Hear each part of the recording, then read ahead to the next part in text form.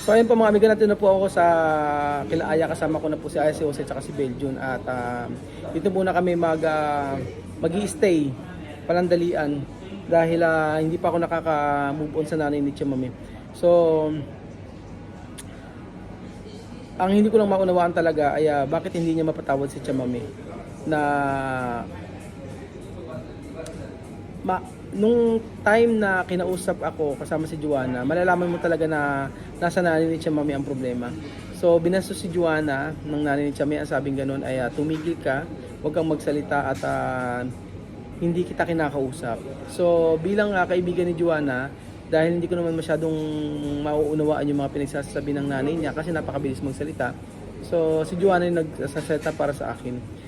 Ang nasabi ko lang talaga doon ay mag-usap tayo sa labas, wag tayo dito sa kalsada kasi ang dami ng mga nakatingin, ang dami na.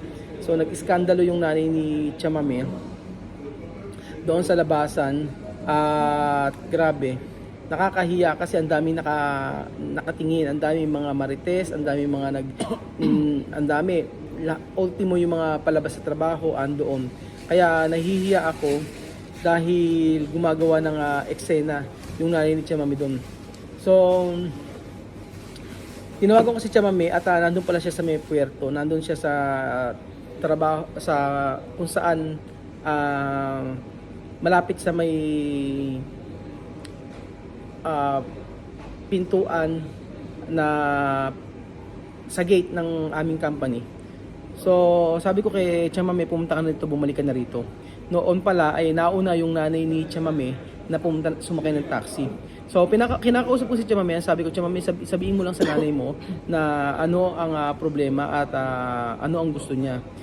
Hindi kasi pwedeng, sabi ni Chamame, hindi ko pwedeng kausapin at lumapit ako sa nanay ko dahil meron kaming papel na katibayan na hindi kami pwedeng mag-usap. So ang ginawa po, si Sandra po ang pumunta, kahit kinausap niya, sabi gano'n ni Sandra, para daw para magkaibigan lang sila. Sabi niya, hola, ketal, ganun. Parang casual lang. Tapos sabi ganun, ano ba ang kailangan mo kay Ruel? Ba't kailangan pumunta dito? Sabi ganun ni Sandra sa nanay niya.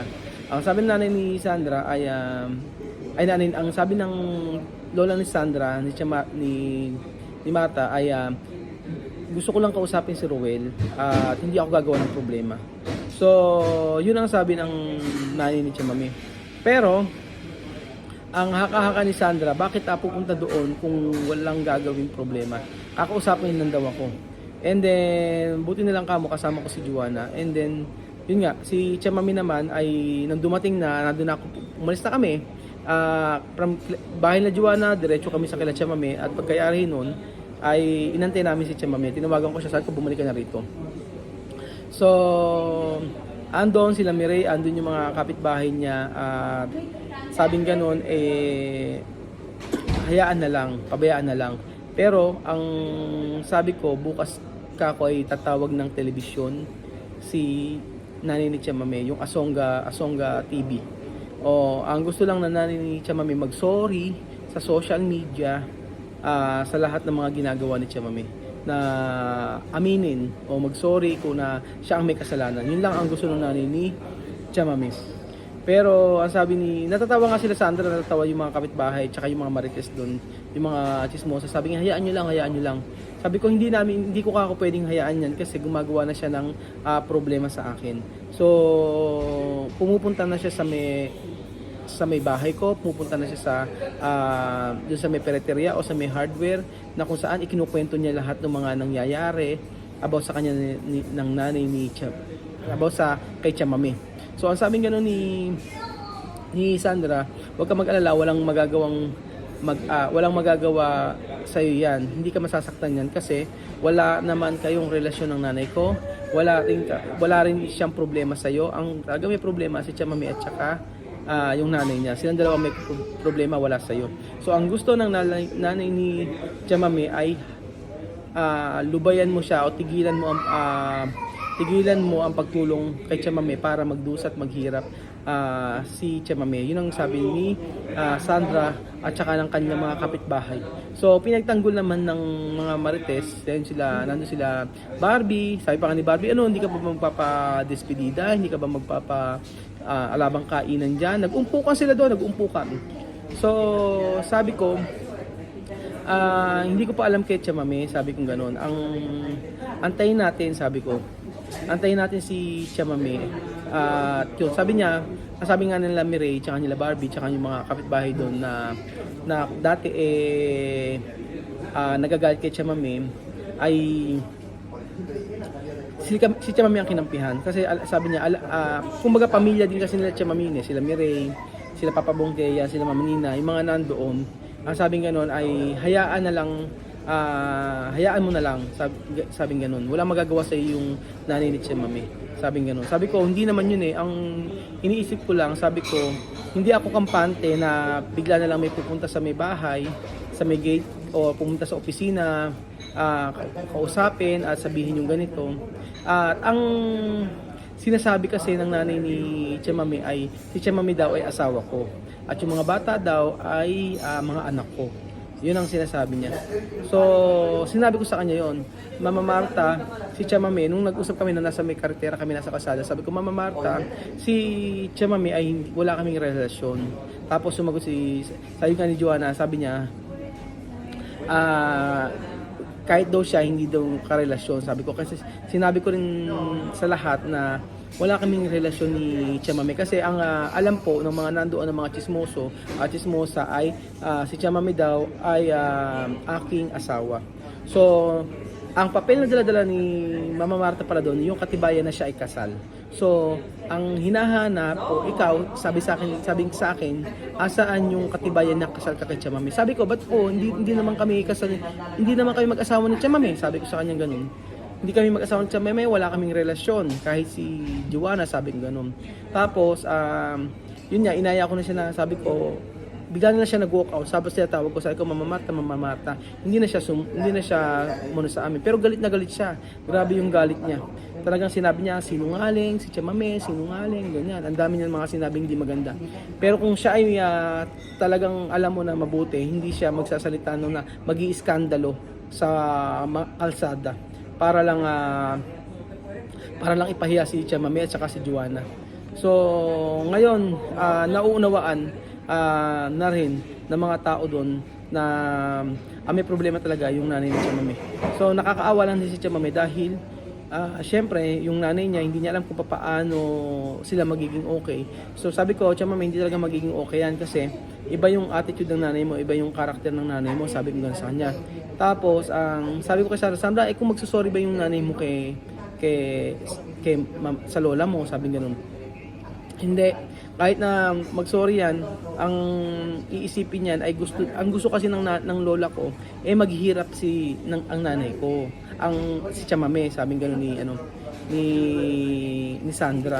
So yun yung kahit yung mga kapitbahay, yung mga marites doon, sabing gano'n ay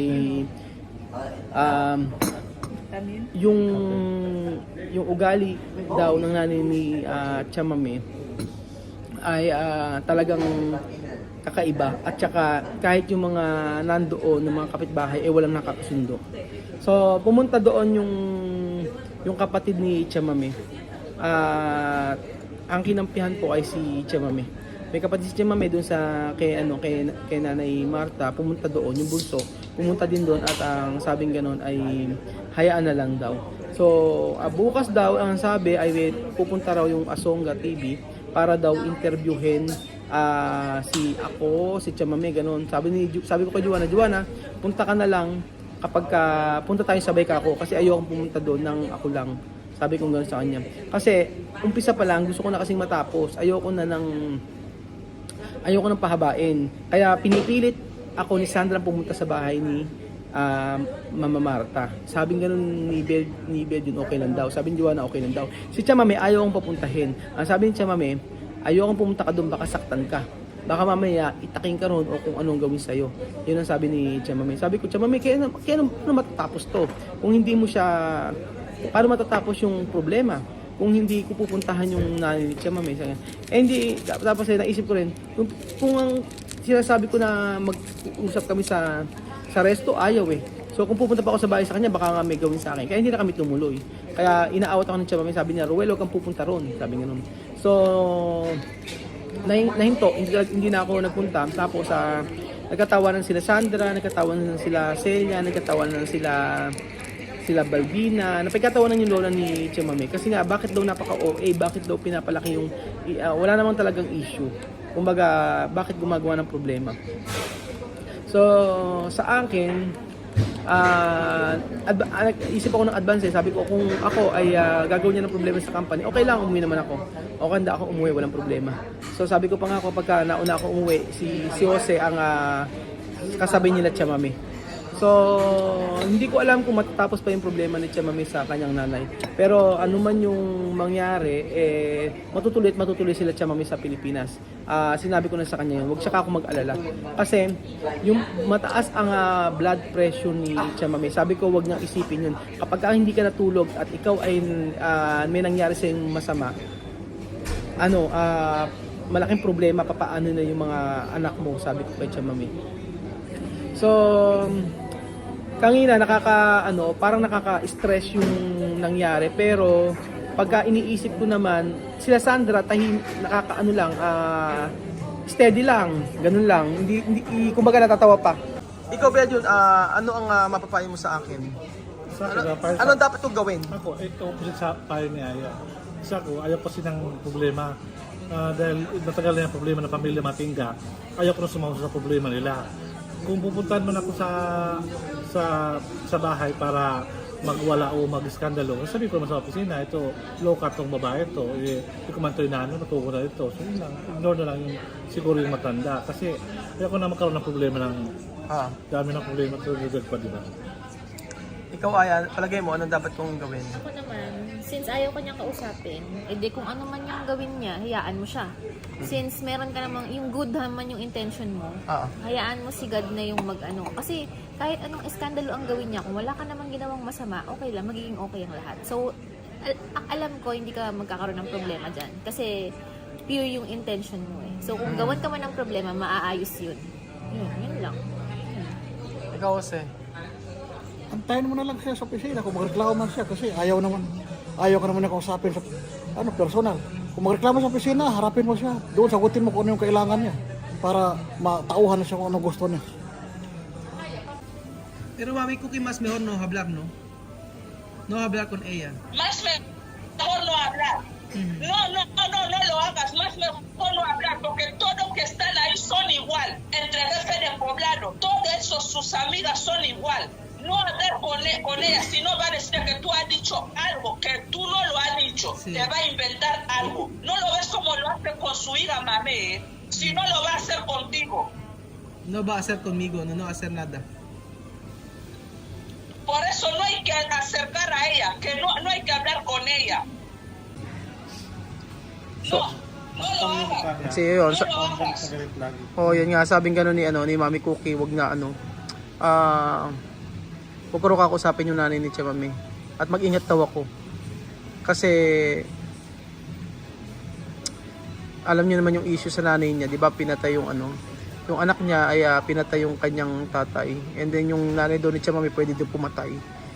So hindi ko na pinakita yung binidyo ko kay Mami Cookie. Ang sabi lang kasi Espanyol, baka hindi okay pakinggan. So basta sa Tagalog na lang, nasabi niya mag-ingat ako. Kasi yung anak daw noon ay pinatay yung tatay. So baka yung nanay ni Chamame ay pwedeng gawin din daw yun kahit kanino. Dahil parang nasisiraan na ng ulo. Yun ang sabi ni Mami Cookie. Mag-ingat daw ako. Kinanto ko kasi kay Mami Cookie yung nangyari. So yun ang maganda sigurong gawin. Hayaan na lang kung anong gustong gawin ng nanay ni Chamame. Total wala naman ako magagawa dun eh. Total nakausap ko naman na, at saka kung ayaw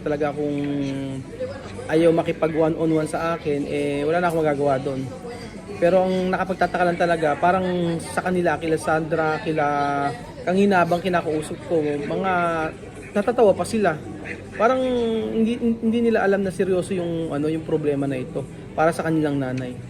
Kaya ewan ko, pero siguro nga mainam talaga na maghanda na lang na kung ano yung mangyayari. And then sakali man may passport naman na si Chamame at willing naman ako na umuwi kung pauwi na ko or something na kung ano gustong gawin. Pero kaya natin kanina kay Sandra, ang sinabi na huwag kang mag-alala, wala namang gagawin sa iyo masama yung lola ko. Ang gusto lang talaga niya ipabagsakin o magdusa yung si Chamame. So, ayun po mga amigo, hindi pala medyo, nakaka-stress para sa atin yung ganitong yung mga pagsugod-sugod. Pero ang maganda kanina, yung talagang mga marites doon, pinagtanggol si Chamame. So, ibig sabihin, sabi nga ganun lang, kapag ka nagpunta dito, yung may gumawa ng masama para sa'yo, lahat kami magtatanggol. Lahat kami magtatanggol, lahat kami magsasalita para sa'yo. Sabi nga ganun ng mga nila Mireille, nila Barbie, nila Mama Nina doon, yung mga kapitbahay nila mga marites. Pero yun pala, sila pa rin pala yung magiging kakampi ko sa huli. Salamat po mga amigo sa panood ng video nito at God bless po.